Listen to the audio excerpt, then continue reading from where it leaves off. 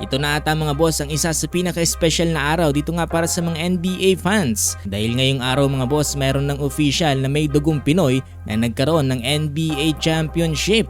Ito nga mga boss ay walang iba kundi itong si Jordan Clarkson. At Jalen Bronson itinanghal bilang 2026 NBA Finals MVP Award.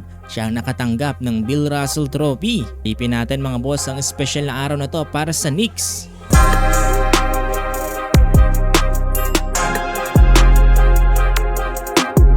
So ngayong araw mga boss ay tuluyan na ngang winakasan dito nga ng New York Knicks ang laban dito nga sa NBA Finals. Hindi na nga nilang sinubukan pang pabalikin etong laban pabalik nga ng New York. Dahil tinalo lang naman nila etong Spurs dito nga sa Game 5 sa score na 94-90. Dahil after 53 years mga boss ang malaking franchise gaya ng Knicks ay nagkaroon ulit ng NBA Championship.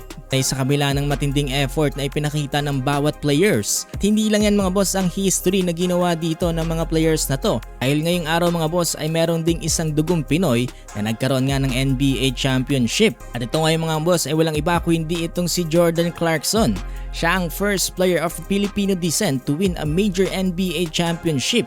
Napakalaking milestone ito para sa Pilipinas. After 12 season ni Jordan Clarkson sa NBA ay finally mga boss natumbasan na rin ang kanyang paghihirap. Nagkaroon na nga rin siya ng NBA Championship. Deserve to mga boss ni Jordan Clarkson. Sobrang nakaka-proud din talaga mga boss lalo na sa ating mga Pinoy. Para naman sa 2026 MVP Bill Russell Trophy ay ibinigay para nga kay Jalen Bronson. Well deserved din talaga ni Jalen Bronson na maibigay sa kanyang award na to dahil nga sa pagbubuhat niya dito nga para sa Knicks. Hindi lang ngayong NBA Finals kung hindi sa buong season. Talagang deserve din talaga ng Knicks ang kanilang championship ngayon. Para naman sa San Antonio Spurs hindi pa nahuhuli ang lahat para sa kanila mga boss. Napakalaki pa ng potensyal ng mga players na to at napakababata pa rin nila. Check na mas magiging malakas to mga boss no sa mga susunod na seasons. Looking forward din ako dito nga para sa San Antonio Spurs. So yun mga boss, once again congrats para sa New York Knicks at gayon din para kay Jordan Clarkson. Sobrang nakaka-proud talaga to.